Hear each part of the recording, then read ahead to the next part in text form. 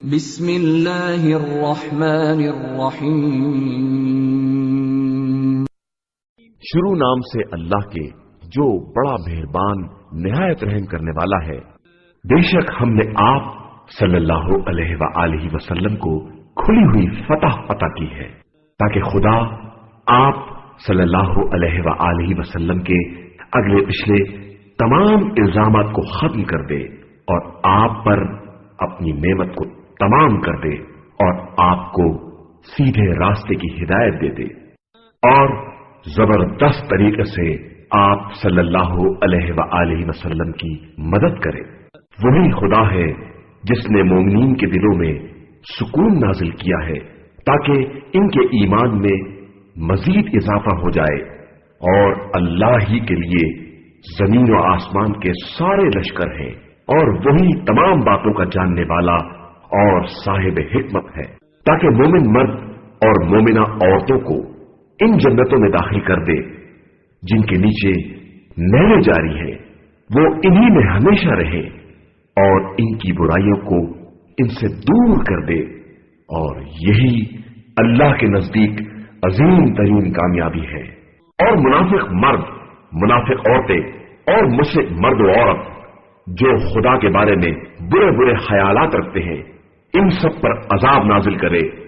ان کے سر عذاب کی گردش ہے اور ان پر اللہ کا غضب ہے۔ خدا نے ان پر لعنت کی ہے اور ان کے لیے جہنم کو مہیا کیا ہے جو بدترین انجام ہے۔ اور اللہ ہی کے لیے زمین و آسمان کے سارے لشکر ہیں، اور وہ صاحب عزت بھی ہے اور صاحب حکمت بھی ہے۔ پیغمبر، ہم نے آپ صلی اللہ علیہ وآلہ وسلم کو گواہی دینے والا، بشارت دینے والا اور عذاب الہی سے ڈرانے والا بنا کر بھیجا ہے تاکہ تم سب اللہ اور اس کے رسول پر ایمان لے آؤ اور اس کی مدد کرو اور اس کا احترام کرو اور صبح و شام اللہ کی تسبیح کرتے رہو۔ بے شک جو لوگ آپ صلی اللہ علیہ وآلہ وسلم کی بیعت کرتے ہیں وہ در حقیقت اللہ کی بیعت کرتے ہیں، اور ان کے ہاتھوں کے اوپر اللہ ہی کا ہاتھ ہے۔ اب اس کے بعد جو بیعت کو توڑ دیتا ہے وہ اپنے ہی خلاف اقدام کرتا ہے، اور جو عہد الہی کو پورا کرتا ہے خدا عنقریب اسی کو اجر عظیم عطا کرے گا۔ عنقریب یہ پیچھے رہ جانے والے گوار آپ صلی اللہ علیہ وآلہ وسلم سے کہیں گے کہ ہمارے اموال اور اولاد نے مصروف کر لیا تھا، لہذا آپ ہمارے حق میں استغفار کر دیں۔ یہ اپنی زبان سے وہ کہہ رہے ہیں جو یقیناً ان کے دلوں میں نہیں ہے، تو آپ صلی اللہ علیہ وآلہ وسلم کہہ دیجئے کہ اگر خدا تمہیں نقصان پہنچانا چاہے یا فائدہ ہی پہنچانا چاہے تو کون ہے جو اس کے مقابلے میں تمہارے امور کا اختیار رکھتا ہے؟ حقیقت یہ ہے کہ اللہ تمہارے اعمال سے خوب باخبر ہے۔ اصل میں تمہارا خیال یہ تھا کہ رسول اور صاحبان ایمان اب اپنے گھر والوں تک پلٹ کر نہیں آ سکتے ہیں، اور اس بات کو تمہارے دلوں میں خوب سجا دیا گیا تھا، اور تم نے بدگمانی سے کام لیا، اور تم ہلاک ہو جانے والی قوم ہو۔ اور جو بھی خدا اور رسول پر ایمان نہ لائے گا ہم نے ایسے کافرین کے لیے جہنم کا انتظام کر رکھا ہے۔ اور اللہ ہی کے لیے زمین و آسمان کا ملک ہے، وہ جس کو چاہتا ہے بخش دیتا ہے اور جس پر چاہتا ہے عذاب کرتا ہے، اور اللہ بہت بخشنے والا مہربان ہے۔ عنقریب یہ پیچھے رہ جانے والے تم سے کہیں گے جب تم مال غنیمت لینے کے لیے جانے لگو گے کہ اجازت دو، ہم بھی تمہارے ساتھ چلے چلیں۔ یہ چاہتے ہیں کہ اللہ کے کلام کو تبدیل کر دیں، تو تم کہہ دو کہ تم لوگ ہمارے ساتھ نہیں آ سکتے ہو۔ اللہ نے یہ بات پہلے سے طے کر دی ہے، پھر یہ کہیں گے کہ تم لوگ ہم سے حسد رکھتے ہو، حالانکہ حقیقت یہ ہے کہ یہ لوگ بات کو بہت کم سمجھ پاتے ہیں۔ آپ صلی اللہ علیہ وآلہ وسلم ان پیچھے رہ جانے والوں سے کہہ دیں کہ عنقریب تمہیں ایک ایسی قوم کی طرف بلایا جائے گا جو انتہائی سخت جنگجو قوم ہوگی کہ تم ان سے جنگ ہی کرتے رہو گے، یا وہ مسلمان ہو جائیں گے، تو اگر تم خدا کی اطاعت کرو گے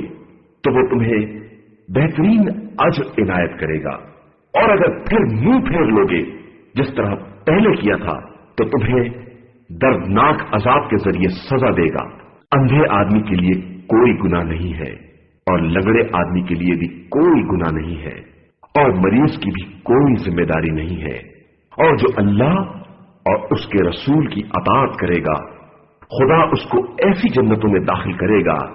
جن کے نیچے نہریں جاری ہوں گی، اور جو روح گردانی کرے گا وہ اسے دردناک عذاب کی سزا دے گا۔ یقیناً خدا صاحبان ایمان سے اس وقت راضی ہو گیا جب وہ درخت کے نیچے آپ کی بیعت کر رہے تھے، پھر اس نے